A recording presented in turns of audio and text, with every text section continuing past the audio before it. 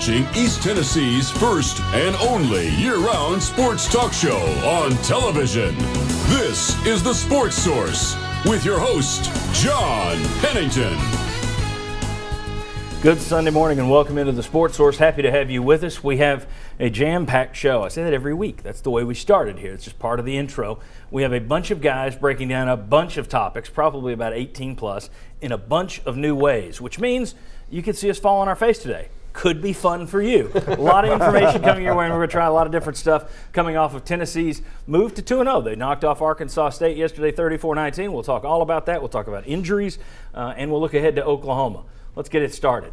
First segment of our show brought to you by our good friends at Phil Cobble, Fine Homes, and Land. If you're looking for your dream home, trust the boutique realtor in East Tennessee. Phil Cobble, you call the number there on your screen, you will get Phil himself. Or you can email the team at philcobblefinehomes@gmail.com. 37 years in the business, $350 million in properties moved. They even specialize in corporate relocation assistance. For example, if your business is looking to move someone into the area, they'll pick them up at the airport. They'll show them homes. They will show them around town, malls, schools, churches, whatever. Nobody else in town does that. Phil Cobble, Fine Homes and Land, a boutique realtor. All right, I want to welcome in the gang who will be with us for the first segment of today's show. Bob Hodge, freelance contributor to the Knoxville News Sentinel. Will Overstreet, former Vol defensive end. Jimmy Himes, host of Sports Talk Monday through Friday on the Sports Animal, 990 and 99.1. And right down there, Chuck Cavallari, who you can read at Tennessee Golf Central, just one of his many media outlets. All right, this is our opening drive segment. Vols went 2-0 last week. Odd to say that, but they beat Utah State on Sunday. They beat Arkansas State yesterday. The record is probably exactly where we thought it would be at 2-0, though it might have been a little easier getting there than we thought. In terms of expectations, is this team a little better or a little worse than you guys might have thought going into the year? I think better. And I'd put it primarily because the defense is better. The defense is tackling better. They're giving up fewer yards. They look quicker. They're more athletic. They have more speed. So basically on the strength of the defense, I think this is a little bit better team than I thought. It's a little bit better, but you've already starting to see some of the injuries mount up. And that, would, to me, would be the concern on how much better can it be. And, of course, there's still a couple of question marks on a couple of key players there. Yeah, we'll get to that one in a second. Guys, is this team better or worse? About the same? Better.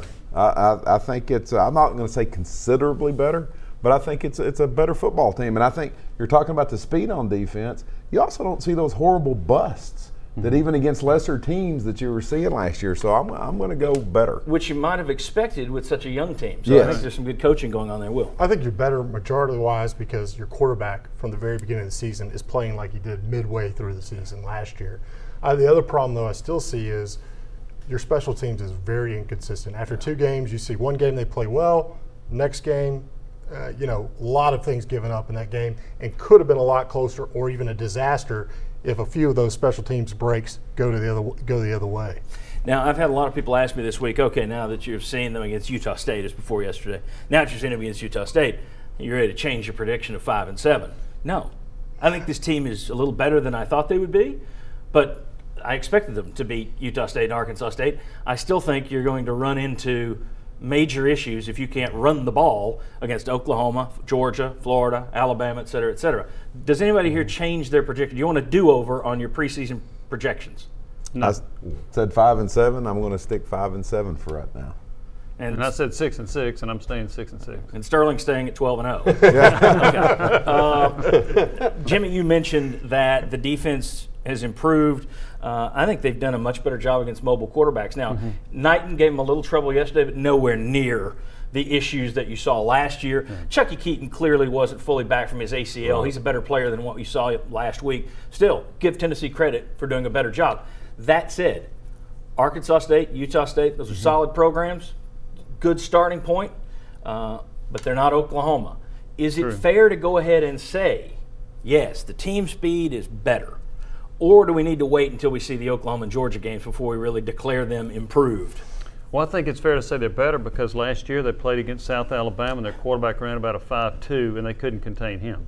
So, yes, I think they're better. I think the speed, the athleticism, and they're in better position, which all helps with tackling. So they're better. Now, they may not slow Oklahoma down that much. But I think they have more athletes and more speed on defense. And I'll tell you, the player that has jumped out at me so far as the team speak, it's A.J. Johnson. Yeah. Your all-SEC player is the one who looks like he may have improved the most from year to year, because he made one play yesterday where he split 2 blockers and got their quarterback on the ground. And, I mean, he looked like he was running as fast as a cornerback or a safety. So I think, yeah, everything overall, but there is your best player has possibly gotten that much better. And I think it's also because you have second year of the same defense. So, I mean, you play better when you don't have to think about what you're having to do every single time. Snap. Yeah. Jimmy made the comment yesterday on the radio that A.J. Johnson looks like an NFL linebacker now. Right. Yes. And you didn't know for sure, or you couldn't really say that before. Yeah, I agree. He's a guy that last year got criticized for leading the nation in tackles 5 yards down the field. I think that was his coach that was the criticized line. him. And that is no longer the issue. That has not been the issue so far. Again, you're talking about a step up in play when you go to number 4 Oklahoma. But what you've seen so far from A.J. Johnson, I don't think there's any question. That is one of the most improved players on the team. Injuries and depth. Chuck, you mentioned it. You've already lost Jacob Gillum, starting left tackle for the entire season. So basically, this offensive line that's going to Oklahoma will have 1 game together. That's all they got. You've played 2, but this line has only played 1 together. Von Pearson, that injury did not look good yesterday. So we'll get the word on that shortly. Jimmy, have you heard anything this morning? Just that it was more serious than Ethan Wolf. Ethan Wolf has what may be a hyperextended knee, but Pearson's injury is more significant, which means he makes me think he won't play against Oklahoma. Which is now you're looking at a young team that's losing key elements. I mean, Justin Worley right now is carrying the offense. I mean, the run game is supplemental at best behind Worley in the passing game. You take Pearson out of there, who really looks, I mean, you can tell he's a JUCO transfer. He looks bigger and faster and better than everybody else out there for the most part. You lose Wolf, who was becoming a pretty good outlet, a safety valve. How concerned are you about depth moving forward with this team? On a scale of 1 to 10, I think your depth concerns ought to be somewhere around a 7 or an 8, because you want to bring the young guys in, but you want to bring them in on your terms and not suddenly just have to put somebody in the game that the coaches may not be thinking. They may want to play him, but now if you got to start him, so I think it's a real concern. And at certain positions, it's a 10 all the way. Offensive line is a 10 right now. There's no doubt. I would qualify that for people. It's a 10 as far as depth concerned. Exactly. Yeah, not playing that way. But I mean, I think you have to be really concerned with that group, because that group is already having some struggles. If I had to point to one weak spot of this team and saying, what are you worried about the most? That's the group right now. If you lose one of the guys that's one of the starters in this group and you go to another backup, you're really looking at some problem areas. Yeah. Guys, concerns about defense and injuries? I think it's huge, and I agree with Will and Bob, both of them, but it receiver, as good as Von Pearson is, you still have some pretty good receivers. On the offensive line, you're struggling there. You can't afford injuries there. And so sometimes it depends on where the injuries occur, but they had a lack of depth overall as a team anyway, so they can ill afford to lose any good players. And Chuck, in the SEC, you're going to lose players. That's one reason I say 5 and 7 instead of 6 and 6, because I just think by the end of the season you're going to be worn down. And especially on the offensive line, it may not just be injuries; it may be performance issues. You may have to make a change just because you got to give somebody else a chance to get it done. Anybody surprised? I don't know what the phone calls were like for you last night or this morning. You do a show, was 8 to 10? Yes. On 990 and 99.1, free plug. You owe me one next week. Some of the calls I heard when I was driving in, heard a little bit of it. The stuff I've read on message boards and Twitter, some of the stuff sent to me via Twitter. I'm a little bit surprised that the response was as negative as it has been. I knew the Utah State thing would set false expectations. I didn't think people would walk away from a 15-point win over a team that's been to 3 straight bowl games, won its league 3 years in a row, and say, not enough style points.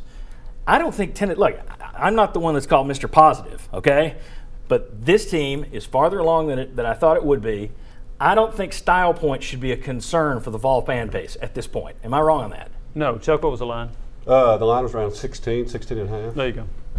I mean, they were a field goal away from covering the line. I think that's Probably Right on. some And I people think were. some of the people are mad because they Yeah. were a field goal They didn't away cover from it. Yeah. covering the line. It started, and the thing That's is, where I'm it opened going. at 14, so they did cover that one. And maybe it could be how you finish the game too, John. I mean, that was They disappointing. couldn't close it out. That's right. That could be what left a bad taste in a lot of fans. You know, And that's going to be one reason why I think today you're going to hear a lot of talk about the offensive line and the run game, because you had chances to throw. The defense sets you up to throw a knockout punch, and you couldn't throw it repeatedly. Yep. So, and if you can't run it down Arkansas State's throat, that's going to be a concern moving forward. We'll talk about all of that.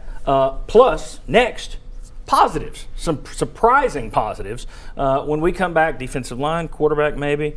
Come back, we got more VFLs joining us in the next segment on The Sports Source. Like our set? Turn to Benedict Construction.